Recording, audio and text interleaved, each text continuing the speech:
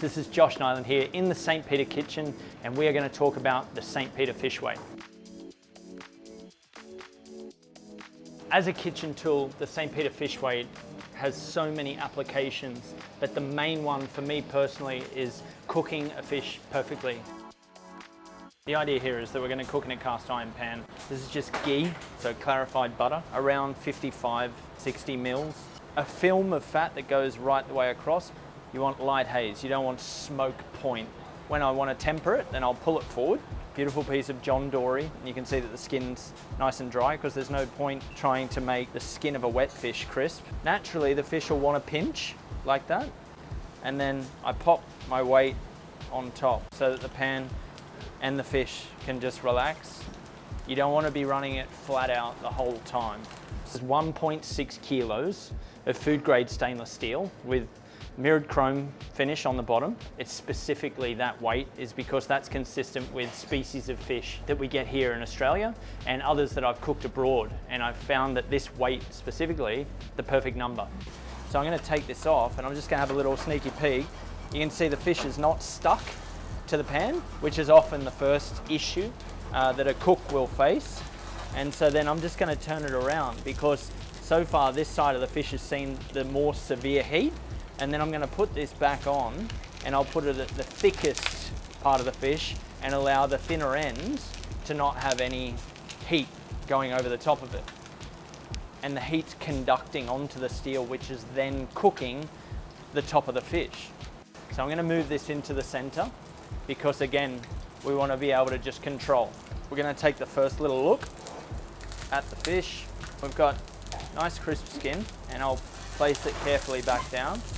Turn it around, and then I'll put this directly in the middle because I can see there's no dark marks on the fish. It can tolerate continued high heat.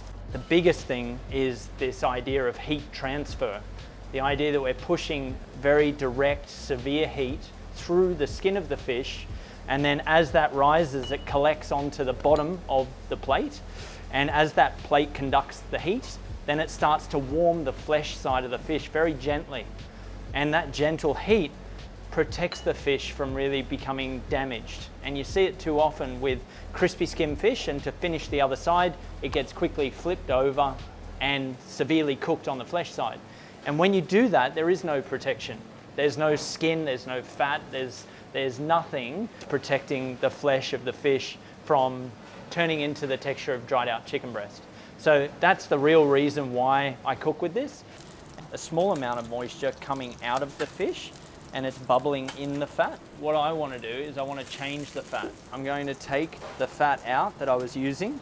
So then I come back and now what I do is I put a new amount of fat over the top of the fish because where there's fat, it's another heat conductor. Now we want to actually set the top of the fish and cook it very evenly. And it's about knowing how hot your surface area is. Let's take a look, and very even. Because we have cooked the majority of the fish with the weight on top, as I feel the top of this, it's actually lukewarm to warm now, which is what we're wanting. So I'm position the weight higher up on the thick end of the fish and keep this lower end free so it doesn't overcook. It's about having a tremendous amount of control. What I've also done with this weight is I've elevated the handle off the actual plate. And the reason we do that is so that the heat doesn't conduct into the handle, so that as a chef or as a home cook, you can never really concern yourself or be worried that when you go to grab it, it's going to be piping hot. As a chef in service, I never have to do this. If I can keep my tweezers in my hand, then I can pick it up like this, and then I can carry on with my hand on the towel and I can move. And it's just more efficient. So again, we take another look, incredibly well crisped. This is ready. This is done. Very much pink and blushing, and to me, that's a perfectly cooked John Dory. Onto my resting tray. It's just like resting a piece of meat. I'm going to sprinkle a wee bit of salt on top because that's the first amount of salt that it's seen. You could put it on the plate like that, but for me, and what makes, I suppose, St. Peter a little bit different is we go and we can carve this fish, a wee bit of oil over the top and some salt. Move plate over and we can really show off how beautiful this fish is. St. Peter fish weight, available now on my website, mrniland.com. You can't get it anywhere else, so you're gonna have to go check it out. And available to be shipped now anywhere in the world, pretty much. So go to mrniland.com and you can have fish weight today.